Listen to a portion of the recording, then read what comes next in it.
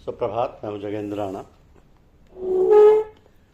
आज की हमारी आध्यात्मिक चर्चा का विषय है शून्यता। शून्यता के सूफी एवं भक्ति मार्गी संतों के अनुसार शून्यता अथवा अस्तित्वहीन स्थिति, जिसको आप कह सकते हैं कि स्टेट ऑफ नथिंगनेस, ही आध्यात्मिक जीवन का सार है। ये चेतना के विकास की वो उच्चतम स्थिति है जहां परमात्मा के अस्तित्व के अतिरिक्त और कुछ भी नहीं बचता। अपनी पहचान व व्यक्तित्व का अस्तित्व भी खो जाता है। ईश्वर को हम किसी भी नाम से पुकार सकते हैं, विश्व चेतना, परम चैतन्य सत्ता, सर्वव्यापी चेतना, सार्वभौम आत्मा आदि। तो जिस क्षण गुरु कृपा से हमारा अहम नष्ट होता है, वो सार्वभौम चेतना हमारे हृदय में प्रवेश करती है और उस चेतना में समाकर हमें एक हो जाती है। नक्शबंदिया सिलसिले के एक सूफी संत हजरत अब्दुल हसन किरकानी ने इस स्थिति को इस प्रकार वर्णन किया है कि O Allah, you are one and I am one in your oneness. देखिए कितनी सुंदर पंक्ति। O Allah, you are one and I am one in your oneness. तो आत्मा का शाश्वत चेतना में विलीन होना ही मुख्य बात है। फूटा कुंभ जल जल ही समाना, अर्थात घड़ा फूटने पर अंदर का जल महासागर से मिलकर उसी का एक भाग बन जाता है। प्रश्न है कि कैसे यह स्थिति लाई जाए, कैसे आत्मा के ऊपर चढ़े आवरणों को हटाया जाए, व कैसे यह परम चैतन्य सत्ता में मिलकर एक हो जाए। विभिन्न देशों में, विभिन्न युगों में संतों ने इस प्रश्न का उत्तर खोजने का प्रयत्न किया। सबके परिणाम एक ही जैसे। अपने हम को मिटाकर आ जाओ, leave your self and come. Kabir साहब फरमाते हैं कि जो घर छोड़े अपना चले हमारे साथ। अर्थात वही व्यक्ति इस मार्ग पर मेरे साथ चल सकता है जो परमात्मा के सिवाय संसार के अन्य भौतिक पदार्थों से अपना लगाव छोड़ दे। एक सच्चा आध्यात्मिक व्यक्ति तो वो होता है जिसने अपने आप को पूरी तरह से ईश्वर की इच्छा पर छोड़ दिया है, जो सदैव अपना संपर्क परमात्मा से बनाए रखता है और जो शाश्वत सत्य की खोज में पूर्ण आत्म साक्षात्कार के अतिरिक्त मार्ग के किसी भी प्रलोभन से समझौता नहीं करता है।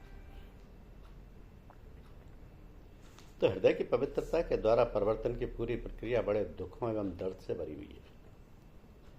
कोई भी व्यक्ति अपने अहम को नष्ट नहीं करना चाहता है और ना ही भौतिक पदार्थों के प्रति अपने मोह को त्यागना चाहता है। महात्मा राधा मोहन लाल जी कहते थे कि संत बनाने में कुछ भी समय नहीं लगता है, परंतु कौन सब कुछ त्यागने को तैयार है, तब इस संसार का उसके लिए कोई अस्तित्व नहीं रह जाएगा। उसके पास अपना कुछ भी नहीं बचेगा। यह स्थिति कौन स्वीकार करने को तैयार है? अपना सारा राज्य, सांसारिक दौलत व अपना सिंहासन देने के बाद भी राजा जनक शाश्वत सत्य से काफी दूर थे। ऋषि अष्टावक्र उनके मन व मस्तिष्क का भी समर्पण चाहते थे ताकि उनके सोचने की प्रक्रिया भी बंद हो जाए। तो जब तक सोचना जारी है, मन में संकल्प विकल्प उठ रहे हैं, साधक सत्य से कोसों दूर है। इसलिए समर्थ गुरु का पहला कार्य होता है शिष्य के मस्तिष्क का स्विच ऑफ कर देना, ताकि वह विचार शून्यता की स्थिति में पहुंच सके। अब हृदय को पवित्र बनाने की प्रक्रिया के दौरान समर्थ गुरु आपका सामना हृदय के अंधकार से कराते हैं जो कि हृदय रूपी शीशे पर पिछले संस्कारों की धूल की परत दर परत के रूप में इकट्ठा है। तो साधक को अपनी पहचान मिटानी, अर्थात कर्तापन का भाव जो कि मैं व मेरा के रूप में नष्ट करना है। आपके लिए बाहरी संसार का महत्व ना के बराबर हो जाएगा। आप पूरी तरह से शून्य चित्त की स्थिति में पहुंच जाएंगे, जहां पर आपकी शुद्ध आत्मा के अलावा और कुछ भी नहीं होगा। तो चेतना के इस स्तर तक पहुंचने के लिए साधक के लिए कुछ बातें आवश्यक हैं। हृदय में शाश्वत सत्य को जानने के लिए उत्कट इच्छा हो। एक ऐसे समर्थ गुरु की आवश्यकता है जिसने स्वयं परम चैतन्य सत्ता का साक्षात्कार किया हो और जो तुम्हारे हृदय के अंधकार को दूर कर सके। तो जो हृदय में प्रेम पैदा करने के साथ साथ प्रेम को भी बनाए रखे, यही सबसे महत्वपूर्ण है। क्योंकि सूफी साधना पद्धति प्रेम पर आधारित है। मुख्य उद्देश्य अद्वैत स्थिति में पहुंचना है। यह स्थिति प्रेम में ही पैदा हो सकती है, जहाँ प्रेमी व प्रेमास्पद मिलकर एक हो जाते हैं। द्वैत का प्रश्न ही नहीं उठता। प्रेम गलियति साकरी जामे दोना समाए। शिष्य को गुरु में लय होकर यह अवस्था प्राप्त करनी है। गुरु ही सार्वभौम चेतना अर्थात ईश्वर का प्रतिनिधि है, जिसमें व्यक्तिगत चेतना को विलीन करना है। सूफियों के लिए प्रेम ही ईश्वर है, और वे प्रेम और बुद्धत्व यानी एनलाइटनमेंट में कोई अंतर नहीं मानते। महात्मा राधा मोहन लाल जी ने सूफियों के प्रेम को कुछ इस प्रकार समझाया कि प्रेम को पाना ईश्वर को पाना।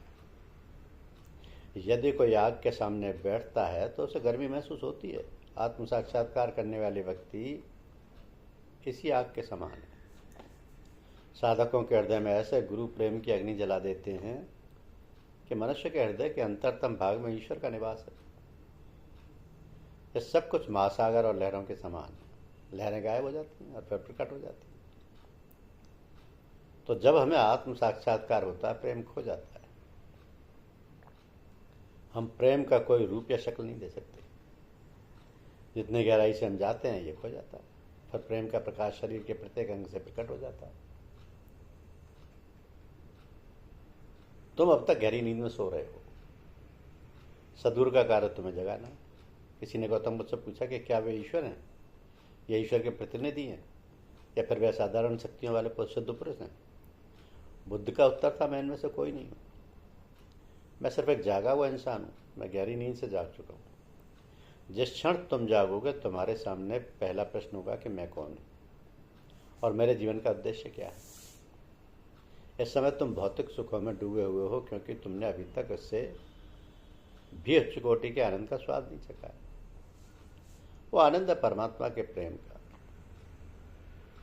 तो महात्मा राधा मोहन लाल जी कहते थे कि तुम कोई उच्च कोटि की वस्तु पाकर संसार को भूल जाते हो। यदि तुम्हारे पास 10 रुपये हैं तो उन्हें याद रखोगे, परंतु तुम्हारे पास यदि 10,000 रुपये मिल जाएं तो तुम उन 10 रुपयों को भूल जाओगे जो अभी भी तुम्हारे पास है। तुम्हें उनका बिल्कुल ध्यान नहीं आएगा। जिसने ईश्वर प्रेम का आनंद जान लिया, उससे सांसारिक सुखों में कोई रुचि नहीं रह जाएगी। तो सूफी संत संसार छोड़ने को नहीं कहते। इस सिलसिले के सभी आला बुजुर्ग परिवार के साथ रहते थे। वह नेक कमाई करते थे, सदैव अपने को किसी न किसी काम में व्यस्त रखते थे। अब संसार के सारे कार्यों व कर्तव्यों को करते हुए वे निर्लिप्त भाव से जीवन बिताते थे। किसी से उनका लगाव नहीं होता था। संसार में मेहमान बनकर रहो। जब हम किसी का आतिथ्य स्वीकार करते हैं तो उसके सुंदर घर व उसमें पाई जाने वाली सुख व आनंद देने वाली सभी वस्तुओं का उपयोग करते हैं, परंतु विदा लेते समय हमें उसकी सुख समृद्धि की वस्तुओं से कोई मोह नहीं रहता। हाथ जोड़कर प्रसन्नतापूर्वक वहाँ से विदा लेते हैं। ऐसा ही आचरण हमें इस संसार में रहकर करना चाहिए। तो संसार में रहकर शांति और प्रसन्नता पाने का यही तरीका है। सूफियों के लिए ध्यान व प्रार्थना ईश्वर के सामने हमेशा हाजिर रहने का एक साधन है। यह आध्यात्म मार्ग में आगे बढ़ने में भी सहायक होता है। ध्यान का मुख्य उद्देश्य एकाग्रचित्त होना है। यह हमें अनेक से एक पल लाता है। तो ध्यान से हम अंतर्मुखी बनकर हृदय की गहराइयों में जाते हैं। ये गुरु को भी याद रखने का एक कारगर तरीका है। ऊंची स्थितियों में ध्यान का उतना महत्व नहीं रहता, क्योंकि तब गुरु हमारे हृदय में बस चुके होते हैं। हर गुरु के यहाँ ध्यान की प्रणाली भिन्न भिन्न हो सकती है, परंतु हर प्रकार के ध्यान में ईश्वर के प्रेम में ही डूबना होता है तथा इस प्रक्रिया में अपना अस्तित्व खोना पड़ता है। कबीर कहते हैं कि ईश्वर के खोजने की प्रक्रिया में मेरा स्वयं का अस्तित्व ही मिट गया। अब हरि है मैं नाही। अब हरि है मैं नाही। पानी की बूंद महासागर में मिलने पर महासागर ही बन जाता है। उसका अपना नित्य का अस्तित्व ही मिट जाता है। गुरु व शिष्य का लय होना भी ऐसा ही। ऐसा ही तब भी घटित होता है जब व्यक्तिगत चेतना सार्वभौम चेतना में अपने अस्तित्व को मिटाकर विलीन होती है। तो सूफी संतों ने उसी ध्यान को सबसे अच्छा ध्यान माना है, जहाँ ध्याता यानी ध्यान करने वाला, जिस पर ध्यान किया जाए, ध्येय और ध्यान तीनों मिलकर एक हो जाए। ये तभी संभव है जब तुम ये ख्याल बांधो कि तुम नहीं बल्कि गुरु ही तुम्हारी जगह ध्यान कर रहे हैं। तो शरीर, मस्तिष्क और आत्मा तुम्हारी नहीं वरन गुरु की है। इस प्रकार जो व्यक्ति ध्यान कर रहा है वो गुरु है, ध्यान भी गुरु का ही हो रहा है। ध्यान और कुछ नहीं, केवल गुरु के प्रेम की एक धार है। तो इस प्रकार तीनों मिलकर एक हो जाते हैं।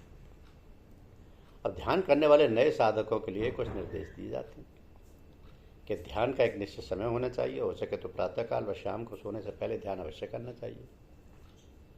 जहाँ तक संभव हो सके ध्यान के कार्यक्रम में कोई नागा ना हो। सकारात्मक परिणाम के लिए वर्षों तक ध्यान करना पड़ता है। कई घंटे तक ध्यान पर नहीं बैठना चाहिए, इसके दुष्परिणाम भी हो सकते हैं। आधे घंटे का ध्यान पर्याप्त है। अश्लील साहित्य पढ़ने, अश्लील दृश्य से बचना चाहिए। खाली समय गुरु की याद में या सत्संगी भाइयों के साथ बिताना चाहिए। सदगुरु से नियमित संपर्क बनाए रखना चाहिए। समय समय पर गुरु को अपनी आध्यात्मिक हालत बतलाते रहनी चाहिए। यदि कोई रुकावट है तो गुरु अपने सामने बैठा कर अपनी तवज्जो से उसे दूर कर देंगे। ध्यान करते समय गुरु की उपस्थिति का एहसास करते रहना चाहिए। ध्यान के बाद तुरंत नहीं उठना चाहिए, कुछ देर शांत रहकर बैठना चाहिए ताकि ध्यान द्वारा प्राप्त शक्ति जज्ब हो जाए, उसे बिखरने ना दें। ध्यान कर्मकांड या कोई मशीनी प्रक्रिया नहीं है। इसका मुख्य ध्येय अनेक से एक पर आना है। ध्यान साधक को अंतर्मुखी बनाता है। सामूहिक ध्यान अधिक प्रभावशाली होता है। कहते हैं कि जहाँ 5 लोग मिलकर ध्यान करते हैं वहाँ गुरु की उपस्थिति व उनकी कृपा का एहसास होता है। गुरु में पूर्ण श्रद्धा व विश्वास होना चाहिए। शंकालु मन से कोई लाभ नहीं होता। गुरु का आदेश समझकर ध्यान अवश्य करना चाहिए, चाहे मन लगे या ना लगे। ध्यान की विधि को बार बार बदलना या प्रयोग करना केवल समय की बर्बादी है। निराकार ईश्वर पर ध्यान नहीं किया जा सकता। संतों ने चैतन्य गुरु पर ध्यान करने को कहा। गुरु व शिष्य के बीच प्रेम का संबंध होने से तरीका आसान है। यदि किसी कारण से ध्यान में मन बिल्कुल ही नहीं लग रहा है तो थोड़े समय के लिए उठ जाना चाहिए। कुछ समय बाद ध्यान से फिर शुरू करना चाहिए। ये बातें गुरु के संज्ञान में अवश्य लानी चाहिए। बैत होना यानी दीक्षा लेना गुरु शिष्य के संबंध की एक आवश्यक कड़ी है। बैत के द्वारा ही तुम्हारा सिलसिले में दाखिला होता है तथा गुरु आध्यात्मिक विकास का उत्तरदायित्व लेता है। तो पुरानी विचारधारा के अनुसार शिष्य को बैत करने का सही समय वो है जब उसने मनोमय कोष पार कर लिया हो, अर्थात मन पर नियंत्रण करने में सफल हो गया हो। बड़े पैमाने पर सामूहिक दीक्षा देना उचित नहीं है, क्योंकि इससे गुरु शिष्य के बीच के संबंध ठीक से नहीं बन पाता। शिष्य को समय समय पर आत्मनिरीक्षण भी करते रहना चाहिए ताकि वह जान सके कि उसने किस सीमा तक क्रोध, राग, द्वेष, मोह, लालच आदि पर नियंत्रण किया है। इस मार्ग में सेवा व गरीबों व जरूरतमंद लोगों की मदद करना भी महत्वपूर्ण है। अपनी कमाई का कुछ भाग इसके लिए अलग कर देना चाहिए। इसमें अहम को नष्ट करने में भी सहायता मिलती है। सच्चा शिष्य वही है जिसके जीवन का उद्देश्य हर समय परमात्मा की उपस्थिति में रहना है। उसके लिए सूफी संतों ने कुछ सुझाव दिए हैं कि नज़र वर कदम, शिष्य को अपने हर कदम पर ध्यान रखना चाहिए। एक भी गलत कदम से आध्यात्मिक उन्नति रुक सकती है। सूफी संत नीचे निगाह कर चलते थे, ये नम्रता की निशानी थी और चित्त को एकाग्र करने में सहायक होती थी। खिलवत दर अंजुमन, भीड़भाड़ वाली जगहों पर भी ध्यान, ईश्वर की याद करने की आदत डालनी चाहिए। एक क्षण भी परमात्मा की मौजूदगी से खाली ना जाए। निगाह दस्त, यानी शिष्य को अपनी आंतरिक स्थिति पर बराबर नजर रखनी चाहिए। निरंतर ईश्वर की याद से मन में बुरे विचार नहीं आते। शिष्य को सदैव सावधान रहना चाहिए व हर कार्य होशपूर्वक करना चाहिए। वाजगश्त, जो हमारा मौलिक उद्देश्य है उसी पर लौट आना। प्राय आध्यात्मिक यात्रा के दौरान साधक को कुछ चमत्कारिक शक्तियाँ प्राप्त होने लगती हैं। उनमें फंसकर वो मार्ग से भटक जाता है या सांसारिक प्रलोभनों के चक्कर में फिर संसार में वापस चला जाता है, अपने मकसद को भूल जाता है। ऐसे में उसे ईश्वर से प्रार्थना करनी चाहिए कि वह अपने मूल उद्देश्य पर फिर लौटाए। उसका मूल मकसद अपने असली स्वरूप को जानना है। सफर दर वतन, घर की ओर यात्रा। ईश्वर को सदैव याद रखें, वही उसका गंतव्य है। जिस भंडार से हम आए हैं एक दिन उसी भंडार में वापस आकर घर मिल जाना। तो प्रत्येक साधक इस बात को जानने के लिए इच्छुक रहता है कि आत्म साक्षात्कार क्या है अथवा एक बुद्धत्व प्राप्त व्यक्ति कैसा होता है। सच्चाई तो यह है कि इसे शब्दों में बयान नहीं किया जा सकता। सर्वव्यापी सार्वभौम चेतना ईश्वर से मिलन का केवल अनुभव ही किया जा सकता है। फिर ऐसे व्यक्ति में कुछ परिवर्तन नजर आने लगते हैं। जागृत व बुद्धत्व प्राप्त व्यक्ति की उपस्थिति में मन शांत हो जाता है और सोचने की प्रक्रिया रुक जाती है। ये विचार शून्य सा हो जाता है। वह सांसारिक चिंताओं से उसके सामने मुक्त हो जाता है। परम चैतन्य सत्ता की ये अभिव्यक्ति है, वह व्यक्ति जिसने शाश्वत सत्य को जान लिया है। यद्यपि वह सबका होता है और किसी का नहीं होता, क्योंकि वह पूरी तरह निर्लिप्त व विरक्त रहता है। और स्वर बाह्य व आंतरिक तत्व दुष्प्रभाव नहीं डालते, जिनका कि एक साधारण पुरुष शिकार हो जाता है। उसके लिए एक संत या पापी, अमीर व गरीब, विद्वान व मूर्ख, अंदर क्रूर, सब एक समान होते हैं। कोई भी दुख उसे हिला नहीं सकता है, कोई भी सफलता में वो गर्व महसूस नहीं करता है, वह स्थित प्रज्ञ अवस्था में रहता है। ऐसे व्यक्ति में ईश्वरीय गुण आ जाते हैं। वह मृत्यु का स्वागत करता है, क्योंकि वही परमानंद का स्रोत है। कबीर साहब कहते हैं कि जा मरने से जग डरे मोह बड़ो आनंद, कब मरियो कब पाइयो पूरन परमानंद। ऐसा व्यक्ति सुख दुख, जीवन मृत्यु, मान अपमान, हानि लाभ, अमीरी गरीबी, लाभ क्रोध राग द्वेष आदि से ऊपर उठ जाता है। वो सदैव दैवी व परम शांति में ही रहता है। उसने अपने आप को पूरी तरह ईश्वर के इच्छा पर समर्पित कर दिया है। परमात्मा से मिलन एक प्रकार से मृत्यु है, क्योंकि ऐसे व्यक्ति का अपना कोई अस्तित्व ही नहीं रह जाता। उसके स्थान पर एक नए व्यक्ति का जन्म होता है।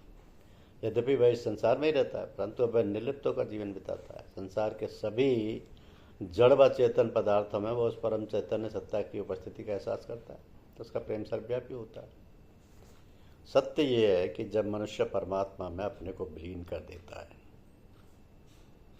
तो फिर वो इस मायावी संसार में अधिक समय तक रहना पसंद नहीं करता। ऐसे शाश्वत सत्य को प्राप्त पुरुष जल्दी मृत्यु को वरण कर लेते हैं। साधकों को आध्यात्मिक अंधविश्वासों से सावधान रहना चाहिए, नहीं तो सदैव के लिए उनका मार्ग खोटा हो जाएगा।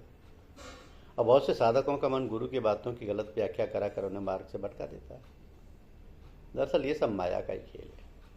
बुजुर्ग संतों ने कहा कि यदि साधक चाहे तो उसका अंतिम जन्म होगा। एक ही जन्म में साधक आत्म साक्षात्कार कर सकता है। साधकों ने इसका मर्म नहीं समझा और ये कहते हुए सुने गए कि भाई अब तो मैंने गुरु कर लिया है, भंडारों में भी शरीक होता हूँ, समय समय पर गुरु दर्शन भी कर लेता हूँ, बस मुझे कुछ नहीं करना है, मैं अब आवागमन के चक्कर से इसी जन्म में मुक्त हो जाऊँगा, यही मेरा अंतिम जन्म है। बुजुर्ग संतों की बात की गलत व्याख्या की गई। उन्होंने कभी नहीं कहा कि मैं गारंटी लेता हूँ कि यही तुम्हारा अंतिम जन्म है या तुम्हें इसी जन्म में आत्म साक्षात्कार करा दूंगा।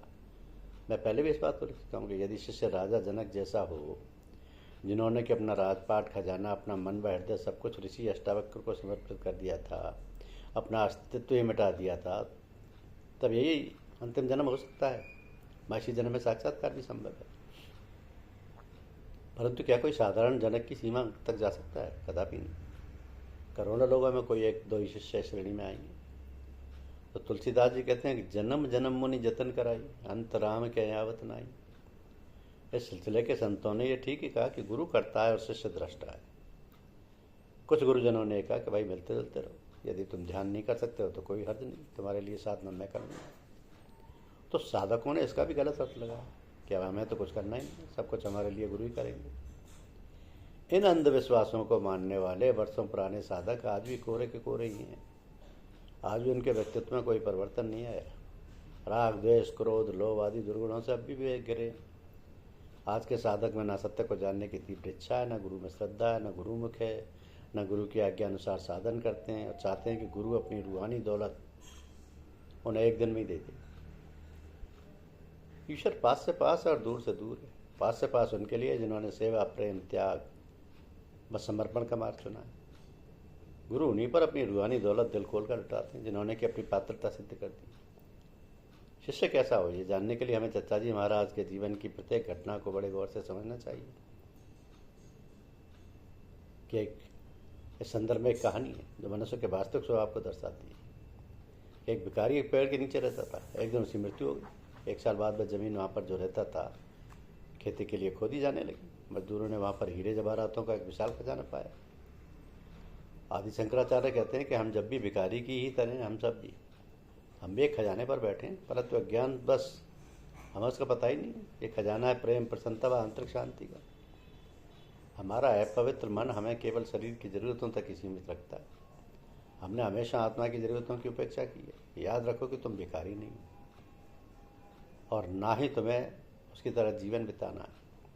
सदैव अपने सदगुरु को याद रखो, वही प्रकाश का स्रोत है जो हमारे अंदर के अंदर अंधकार को दूर करने की क्षमता रखता है। गुरु महाराज व संतों से प्रार्थना कीजिए कि इस मार्ग पर चलने वाले जिज्ञासुओं को अपनी रहमत से माला माल कर। धन्यवाद।